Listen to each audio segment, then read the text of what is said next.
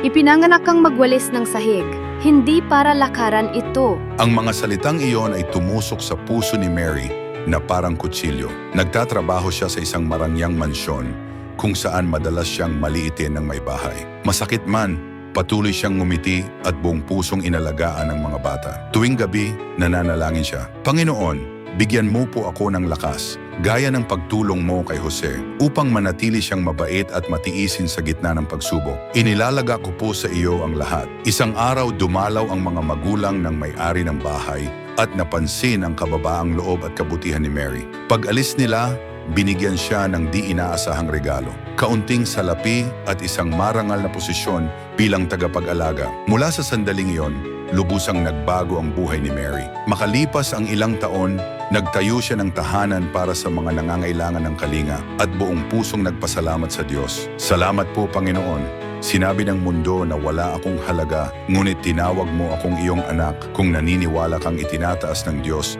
ang mapagpakumbaba at pinaparangalan ng mga aba. Amen."